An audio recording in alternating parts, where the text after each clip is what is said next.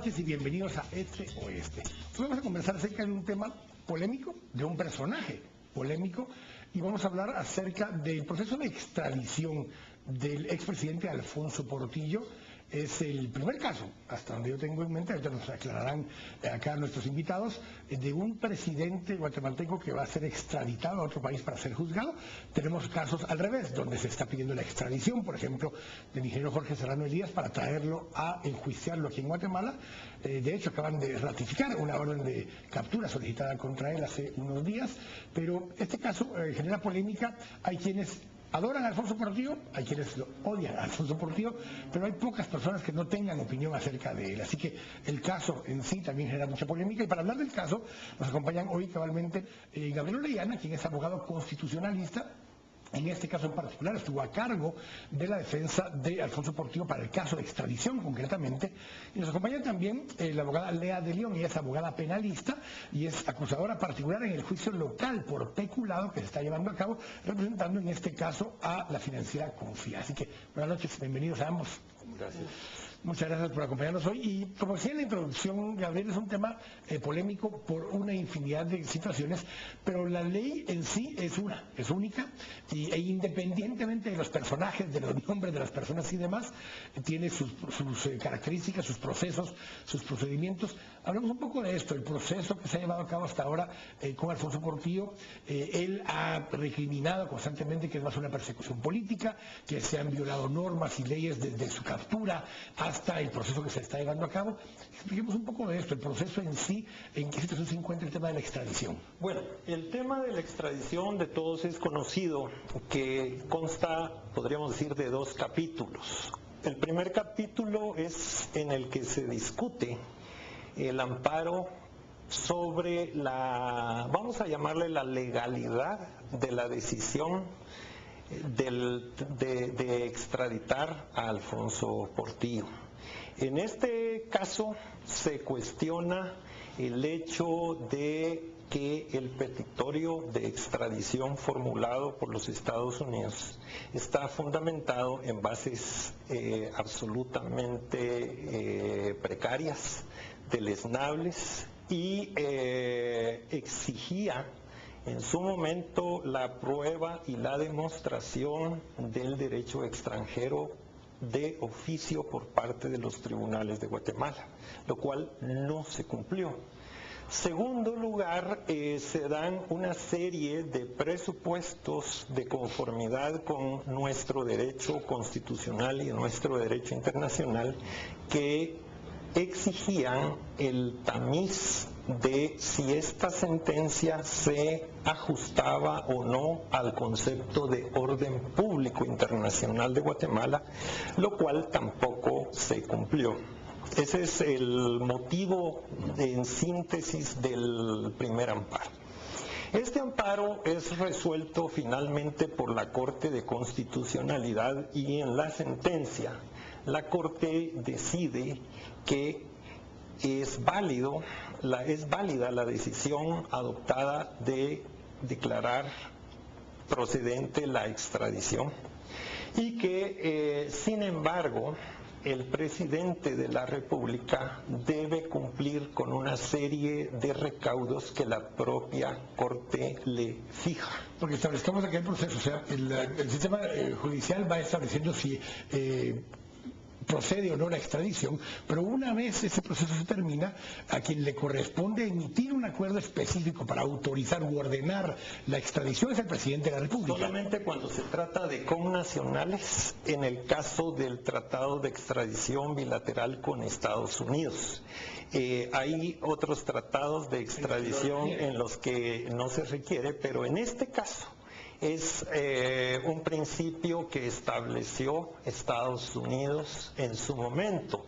Acordémonos que este tratado data de 1903, en la época de don Manuel Estrada Cabrera. Imagínense ustedes que don Manuel Estrada Cabrera hubiera pedido la extradición de Teddy Roosevelt, presidente de los Estados Unidos, en aquel tiempo. Entonces los Estados Unidos lo que le interesaba era tener control de los paisitos que lo rodean, y por otro lado la potestad de que si llegaba un efecto boomerang y le pedían a ellos la extradición de un súbdito estadounidense, poderlo negar. ¿Cómo? Mediante la discrecionalidad que se le concede al presidente de la República. Basado en esta lógica, todo este proceso se está llevando a cabo en paralelo a que se está llevando a cabo también un juicio local en un caso de peculado.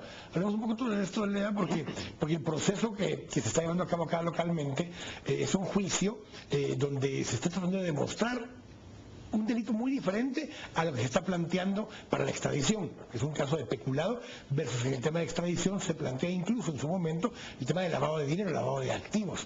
Hablemos un poquito del caso local, Lea. Sí, sí es importante aclarar que el convenio que tenemos con Estados Unidos requiere que si el requerido está cumpliendo algún proceso en el lugar donde se le está requiriendo, ya una sentencia, incluso que estuviera sentenciado, tiene que terminarse esa fase antes que la persona sea trasladada al país requirente, en este caso Estados Unidos de América. En Guatemala se le estaba siguiendo un caso por un supuesto fraude cometido en el Ministerio de la Defensa, en donde se desaparecieron unos fondos y al día de hoy no está el soporte contable de esas modificaciones presupuestarias, y él fue absuelto en primera instancia por el Tribunal Undécimo de Sentencia Penal. Dicho sea de paso, también es importante recalcar que hay un voto razonado en contra de esa absolución, no fue por mayoría. No fue por unanimidad. No fue por unanimidad, perdón, fue por mayoría. Y la totalidad de los órganos de acusación apelamos ese fallo, de tal suerte que todavía falta mucho camino por recorrer en el caso local, porque incluso pudiera darse la situación que la sala que va a conocer la apelación especial disponga que se repita el debate. Correcto. Podemos estar hablando de varios años antes de una sentencia firme ejecutoriada. Y todavía con una sentencia firme ejecutoriada, si fuera sentencia de culpable, tendría que cumplir con la sentencia aquí antes de poder cumplir con el proceso de extradición, ¿verdad? Sí, efectivamente, con un agravante en perjuicio de los derechos humanos del procesado. Y es que, como vimos recientemente con el caso Assange en Inglaterra, el principio prevalente en casi todos los países civilizados es que las personas que están sujetas al proceso de extradición, dependiendo del caso, pueden gozar de medidas sustitutivas. En este caso, la ley guatemalteca, que nos vino hasta cierto punto inspirada, impuesta, ya saben ustedes de qué, del Polo Norte para acá, obliga a que una persona que está sujeta a proceso de extradición quede detenida. Esto significa, como dice Lea, que si este proceso de Alfonso, por el cual él en este momento, hace 2 años, podría estar gozando de medidas sustitutivas, él podría quedarse... Más en el caso de que fue una sentencia absolutoria en primera instancia. Exactamente. Y que mientras están las apelaciones y demás, él podría estar, por el tipo de crimen también, que estamos hablando que sí está sujeto a una medida sustitutiva, podría estar en su casa. Es más, lo irónico es que si Alfonso Portillo en este momento fuera extraditado a Estados Unidos, él gozaría del derecho de obtener medidas sustitutivas en Estados Unidos. O sea, él estuvo acá 2 años de su vida completamente desperdiciados, porque así lo determina la ley, que dicho sea de paso, contradice incluso un fallo de la propia Corte de Constitucionalidad en un caso que plantea la actual fiscal en aquel tiempo, la actual fiscal general de la República, en el cual se dice que mal puede el Congreso de la República imponerle al juez criterios que corresponden al resorte judicial. Y eso se basa en que debe haber un criterio del juez para poder establecer si amerita o no una medida sustitutiva o alguna otra. Es que hay grados de peligrosidad. Pensemos en... ¿Peligrosidad o de fuga? Sí, un caso de un narcotraficante en general no puede ser exactamente el mismo que pueda existir en un delito patrimonial. Hay ciertos...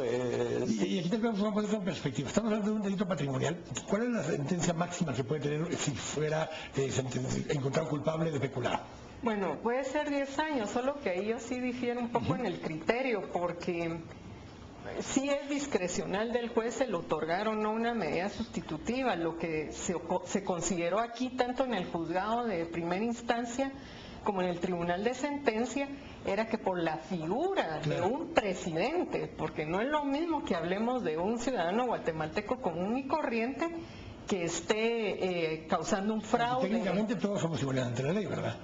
No, pero los funcionarios públicos sí tienen un castigo más severo. Correcto. Porque se espera de ellos proteger los bienes del Estado. Cuando hay detrimento del patrimonio del Estado, hay un agregado, un agravante adicional. Y también se consideró, yo me acuerdo muy bien cuando él pidió la reforma del autoprocesamiento y la revisión de su medida, el juzgador consideró también la ubicación geográfica donde a él se le captura, porque él estaba en un punto geográfico muy cerca de Honduras, muy cerca de Belice, que sí reflejaba peligro de fuga, además obligó al Estado. Tal vez no la peligrosidad de él como un actor, como lo planteaba Gabriel en el caso de un narcotraficante, pero sí el riesgo de fuga, que pudiera el riesgo de fuga, y también porque era el bien jurídico tutelado, el patrimonio del Estado. Eso fue lo que se consideró en su momento. El caso tiene una primera sentencia que es absolutoria, está en proceso de apelación por parte, y aquí hago una aclaración también para nuestros televidentes, se invitó también al Ministerio Público como una de las partes interesadas, tanto en el tema de extradición como en el tema del juicio ese que estamos hablando. Optaron por no poder participar en estos momentos. Ellos incluso confieren ya terminado su trabajo. Ya ha terminado su trabajo porque ya el proceso está ya en manos simplemente de que se ejecute no la parte del juicio local, sino la parte de la extradición. Vamos a ir al primer corte, pero estamos entrevistando un poco los dos porque son historias paralelas que se están llevando a cabo.